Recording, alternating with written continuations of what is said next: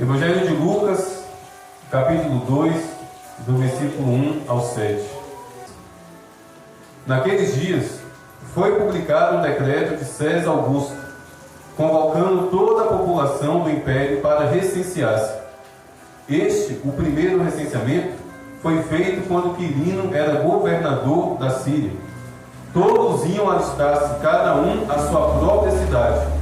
José também saiu da Galiléia, da cidade de Nazaré, e foi para a Judéia, até a cidade de Davi, chamada Belém, por ser ele da casa e da família de Davi, a fim de alistar-se com Maria, sua esposa, que estava grávida. E aconteceu que, estando eles ali, chegou o tempo dela ter a criança. Então Maria deu à luz a seu filho primogênito, enfaixou o menino e o deitou em uma manjedoura, porque não havia lugar para eles na hospedaria. Amém? Amém. Meus irmãos, essa curta mensagem que eu aqui irei ministrar, acredito que será curta, traz uma revelação muito importante. O local onde Jesus Cristo nasceu. O Rei dos Reis e o Senhor dos Senhores não nasceu em um hospital particular. Não nasceu no Hospital Albert Einstein, talvez seja o melhor hospital do Brasil. O Rei dos Reis e Senhor dos Senhores, o Filho de Deus, aquele que sempre existiu desde a eternidade, aquele que estava sentado no trono de glória, quando ele veio ao mundo para buscar e salvar o perdido, ele nasceu em um curral. Ele nasceu em um lugar sujo, ele nasceu em um lugar imundo, ele nasceu em um lugar certamente de mau cheiro. Não deu tempo para José arrumar, não deu tempo para José fazer uma limpeza, não deu tempo para José preparar aquele lugar. Como preparar um curral para o parto? É impossível. Como preparar um lugar sujo, um lugar repleto de animais para o nascimento de uma criança? Não tem como. E de forma emergencial, e por conta das circunstâncias, não havia vagas, não havia lugares para eles se hospedarem. O único lugar disponível foi aquele lugar, um curral.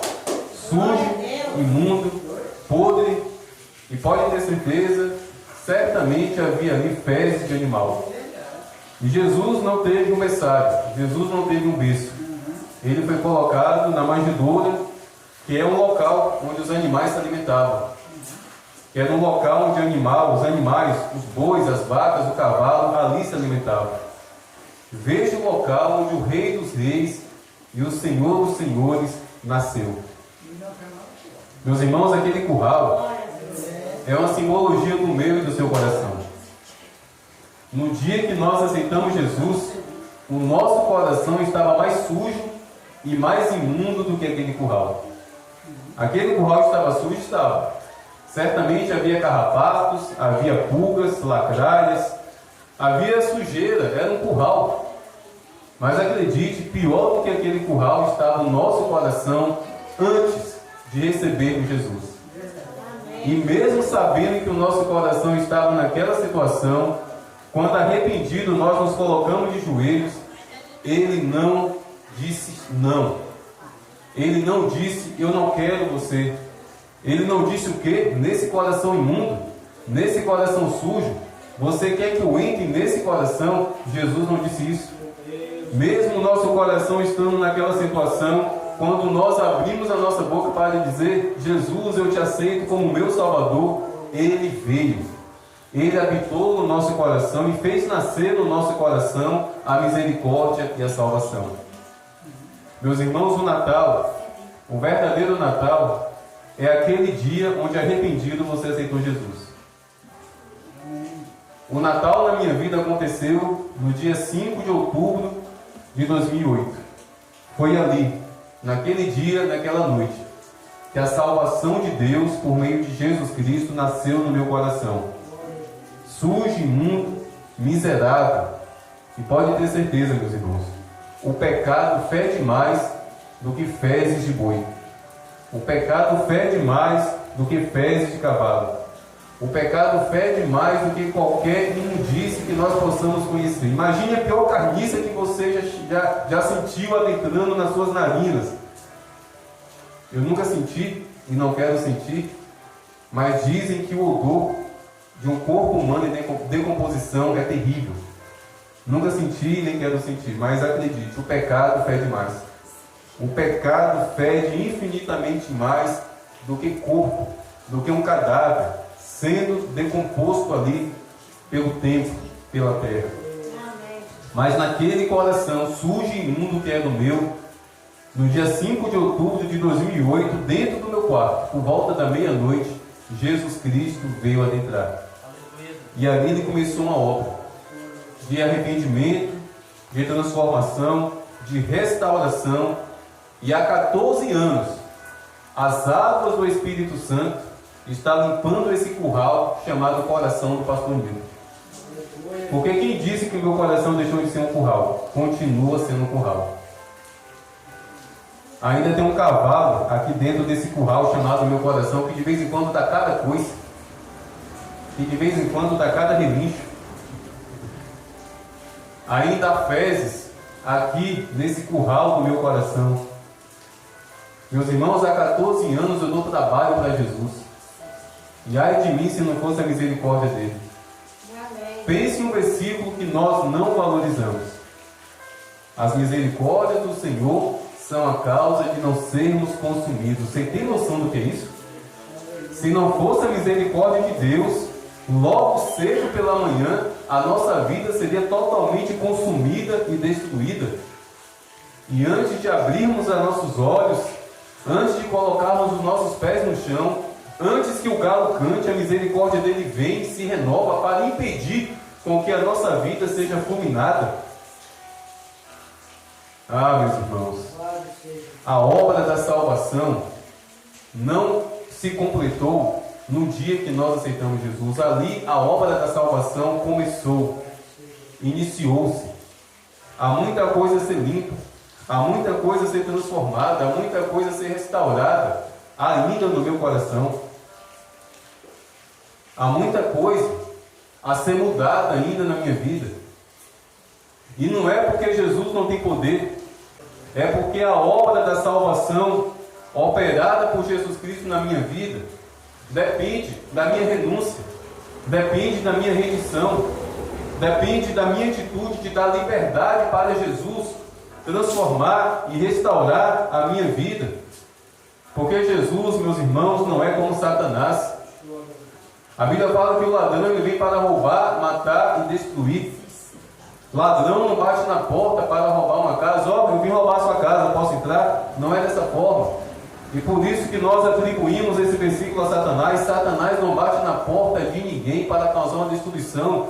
Quando menos a pessoa percebe, ele já está abrindo a geladeira e devorando a sua comida. Assim é Satanás. Mas Jesus não é assim. Jesus é manso e humilde. E Ele aguarda do meu e do seu coração liberdade, rendição, um coração verdadeiramente prostrado, para que Ele venha operar em nossas vidas a restauração, a transformação que tanto necessitamos, que tanto nós carecemos. Meus irmãos, limpe um curral hoje. Pegue balde de água, pegue água sanitária, desinfetante, vassoura, escova. Pegue tudo que for possível para você fazer uma limpeza de um curral. Passe o dia inteiro limpando o curral. Volte amanhã à noite e veja como ele está. Vai estar sujo novamente. É impossível manter um curral limpo. A não ser que não tenha animais. A não ser que não tenha nenhum bicho ali. O nosso coração é um curral que ainda está cheio de bicho. O nosso coração é um curral que de vez em quando aparece fezes de pecado, de imoralidade, de promiscuidade. E ai do crente que acredita que já está limpo, que já está puro, que já está pronto para ir para o céu. Deus, o que eu estou fazendo aqui ainda? Já era para mim ter me tornado um anjo. Ai do crente que acredita nessa besteira, meus irmãos, de que já está pronto e preparado. Pela misericórdia do Senhor podemos afirmar isso. Mas precisamos ter humildade para entender que o nosso coração ainda precisa ser transformado, que existem áreas do nosso coração que precisam ser abertas para que Jesus Cristo entre e restaure e transforme e comece a limpar, comece a remover. Meus irmãos, Davi era um homem segundo o coração de Deus. E quando ele já era rei, quando ele já estava vivendo uma vida abençoada, aquele homem colocou os joelhos no chão para dizer: Deus, cria em mim um coração puro. Se um homem segundo o coração de Deus abriu a boca para fazer esse pedido a Deus, é porque o coração dele estava sujo de fato. E ele era um homem segundo o coração de Deus. E nós não atentamos para isso. Nós acreditamos que basta aquela oração que fizemos há 14, há 20, há 30, há 40 anos atrás, recebendo Jesus como Salvador, que já é o bastante. Não é. O apóstolo Paulo, na carta aos Filipenses, ele dá a seguinte orientação: desenvolvei a tua salvação com temor e tremor. A salvação deve ser desenvolvida.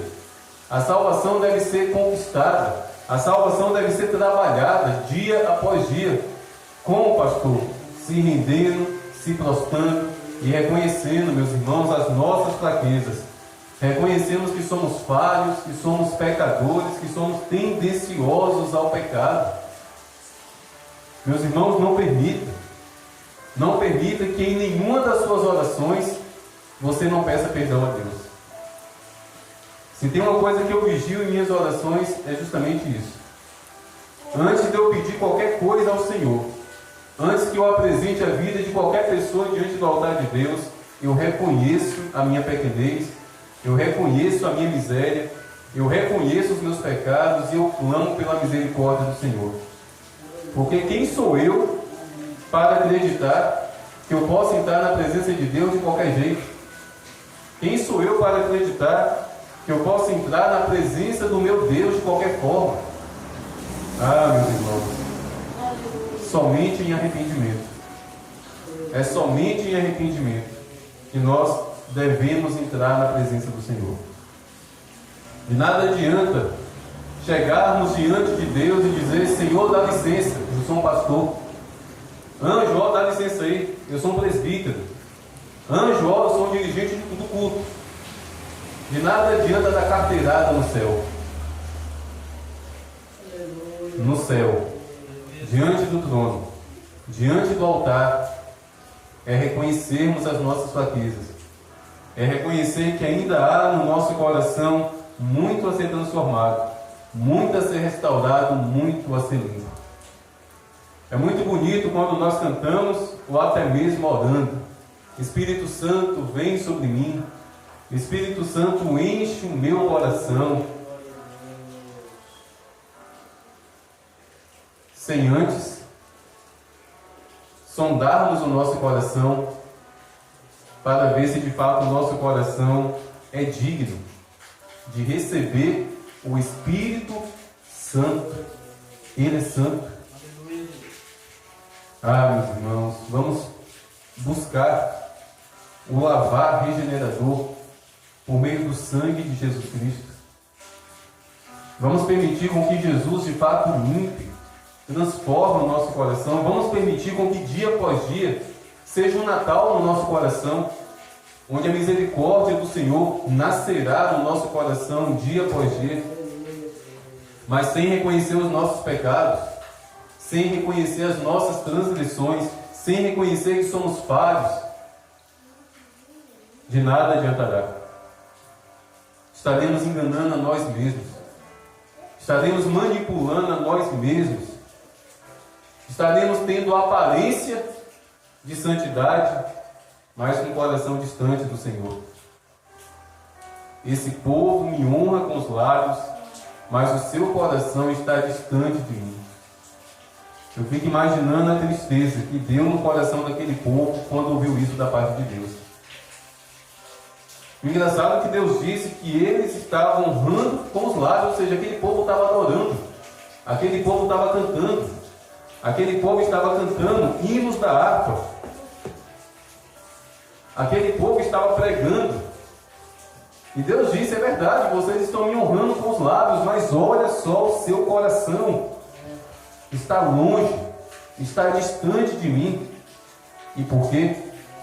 Porque o pecado faz separação entre a nossa vida e a presença de Deus.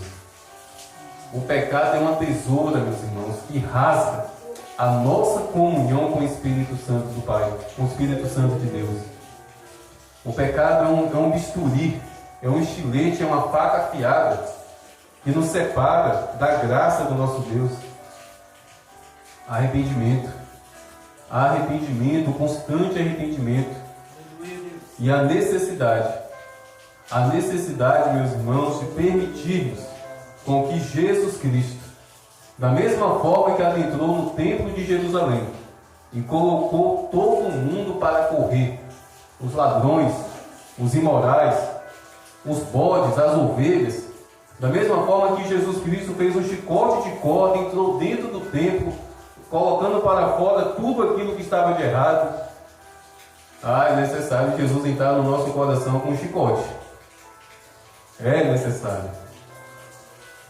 Eu amo a Bíblia porque a Bíblia não fez questão de esconder que um dia Jesus, tomado de zelo, entrou dentro do templo com um chicote feito de corda e desceu o sarrafo em todo mundo. A Bíblia não faz questão de esconder.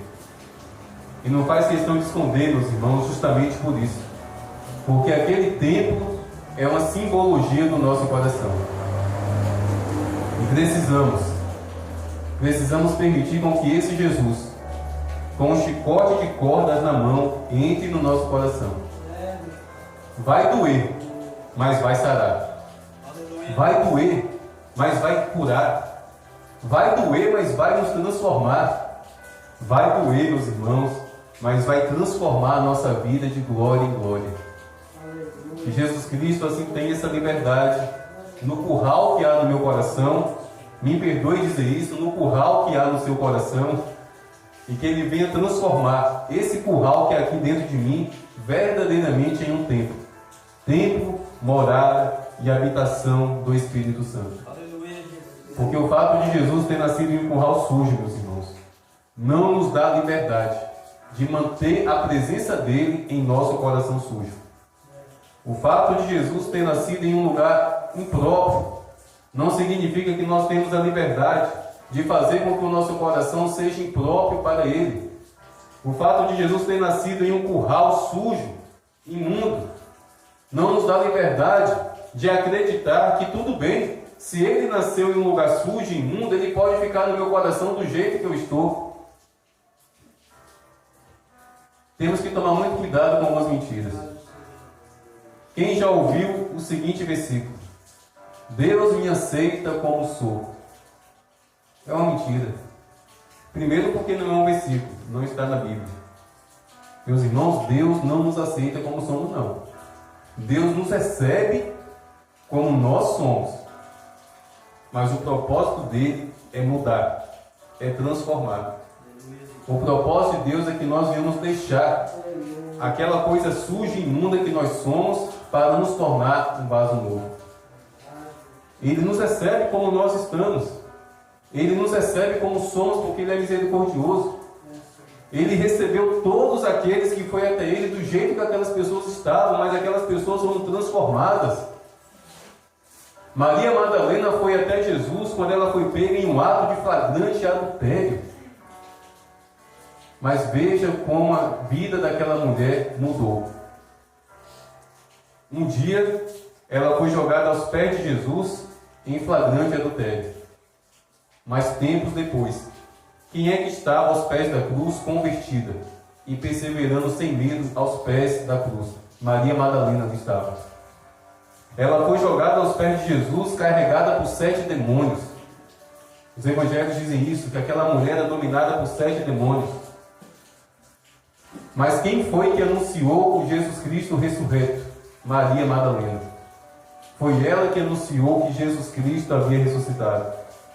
Foram os olhos de Maria Madalena que primeiro enxergaram o túmulo vazio. E ela voltou de lá maravilhada, dizendo: o Mestre ressuscitou, Jesus ressuscitou. A mulher que foi jogada aos pés de Jesus como uma adúltera se tornou a primeira evangelista. Se tornou a primeira a anunciar que Jesus Cristo vive e reina para sempre. Ela foi até Jesus do jeito que ela estava, pecadora, mas foi transformada e restaurada. Ela deixou de ser, ela abandonou aquela sujeira, aquela podridão, e se tornou uma mulher que está registrada na palavra de Deus. Que assim seja a minha vida e a sua vida. Que o curral do nosso coração seja limpo e convertido em um templo, em morada do Espírito Santo, para que, assim como Maria Madalena, sejamos testemunhas sinceras e verdadeiras do nosso Senhor e Salvador Jesus Cristo. Amém?